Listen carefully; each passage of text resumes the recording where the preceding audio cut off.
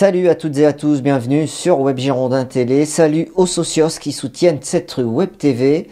Nous allons regarder ensemble les tops et les flops de ce Bordeaux-Strasbourg. Les Girondins qui se sont inclinés sur le score de 3-2. On commence tout de suite avec les tops.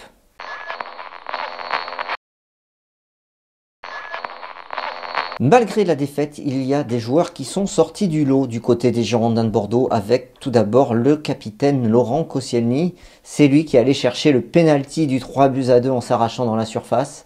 Il a essayé de faire son possible en étant au poste de défenseur central pour donner la voix à son équipe, pour montrer la voix aux autres joueurs. Malheureusement, ça n'a pas suffi. En tout cas, il était au four et au moulin dans ce match pour compenser les brèches ouvertes dans le milieu de terrain bordelais. Autre top sur cette rencontre, c'est Youssouf Sabaly, un des rares joueurs à faire un pressing haut, incisif, avoir du rythme et de l'intensité.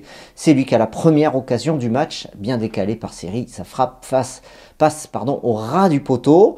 Youssouf Sabaly a essayé de dynamiser son côté droit, actif, offensivement, défensivement.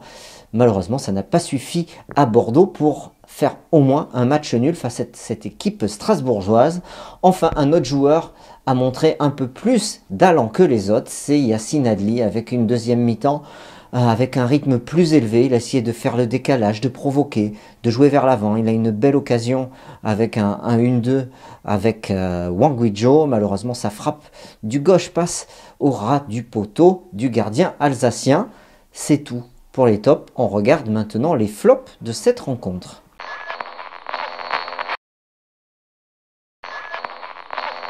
Le premier flop, c'est Edson Mecher, le défenseur mozambicain des Girondins de Bordeaux, aligné dans une défense à 3. C'est lui qui provoque le corner en faisant une tête complètement ratée sur l'ouverture du score, d'autant qu'il est en retard sur Koné à son marquage sur cette même ouverture du score. Il est également impliqué sur le penalty qui concède bêtement sur le Strasbourgeois et permet à Strasbourg de mener 2-0.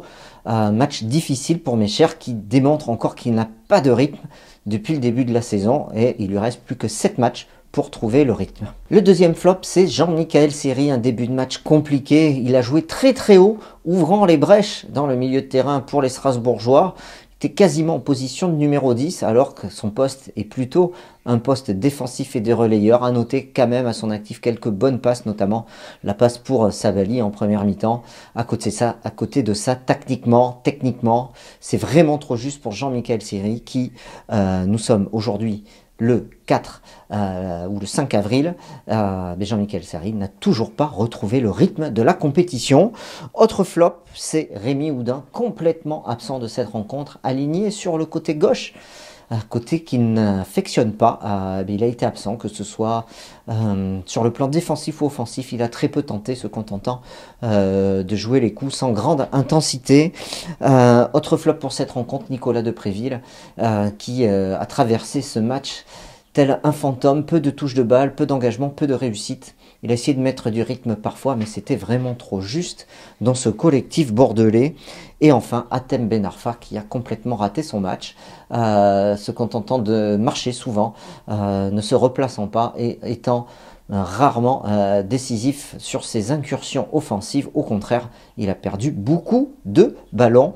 Enfin, un autre flop dans ce match, c'est Jean-Louis Gasset qui a aligné une équipe en 3-4-3, système de jeu qui correspond un peu à ce qu'a fait Paulo Sousa pendant une saison et demie au Girondins. Il le renouvelle encore malgré des essais infructueux lors des matchs précédents.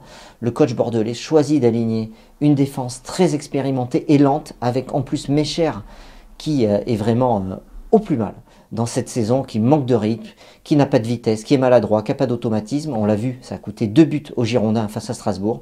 Malgré tout, le coach bordelais renouvelle cette organisation. Il fait jouer Houdin à gauche, alors que ce n'est pas un poste où il donne le meilleur de lui-même. Il aligne Ben Arfa et Depréville ensemble, alors que ces joueurs n'ont pas d'automatisme. Voilà, donc c'est un match raté aussi pour l'entraîneur des Girondins de Bordeaux. C'est tout pour les tops et flops. Donnez vous aussi vos tops et vos flops dans les commentaires. On se retrouve sur Web Girondin pour suivre l'actu des Marines et Blancs. Allez, salut!